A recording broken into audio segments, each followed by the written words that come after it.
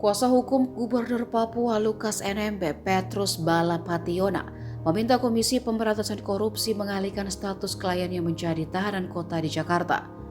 Adapun Lukas saat ini mendekam di rumah tahanan KPK pada Pom Jaya Guntur.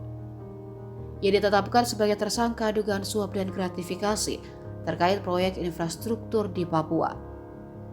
Petrus mengatakan pengalihan menjadi tahanan kota ini dilakukan agar keluarga dan dokter pribadi bisa merawat Lukas di Rumah Sakit Pusat Angkatan Darat Gatot Subroto.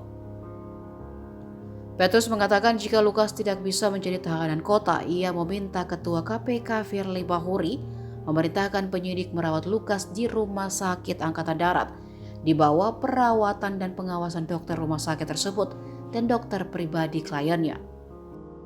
Petrus mengklaim pengalihan penahanan tersebut agar keluarga bisa memberi semangat untuk kepentingan pemulihan Lukas NMB.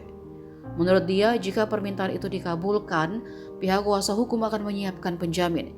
Ia mengaku telah melampirkan surat pernyataan jaminan dari keluarga Lukas guna memenuhi aturan dalam PP nomor 27 tahun 1983 Jungto pasal 35, PP nomor 27 tahun 1983.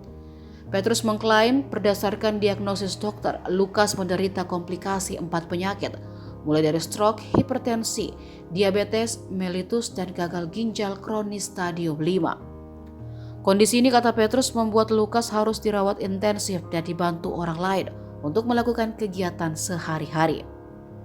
Menurut dia, riwayat sakit itu bisa dibuktikan dengan adanya penetapan pembantaran oleh KPK yang telah dilakukan 2 kali, sejak Lukas ditangkap pada 10 Januari lalu. Sebelumnya KPK juga telah menanggapi pernyataan kuasa hukum yang menyebut Lukas menderita gagal ginjal stadium 5. Juru bicara penindakan dan kelembagaan KPK Ali Fikri meminta pengacara Lukas tidak menggiring opini terkait kondisi kesehatan klien mereka. Pada kesempatan lainnya, Ali juga menyebut Lukas bisa beraktivitas seperti berjalan dan makan sendiri. Lukas ditetapkan sebagai tersangka dugaan suap dan gratifikasi pada September 2022 lalu.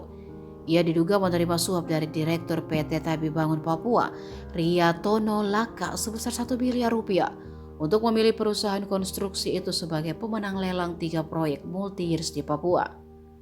Selain itu, Lukas juga diduga menerima gratifikasi sebesar 50 miliar rupiah terkait dengan jabatannya sebagai gubernur.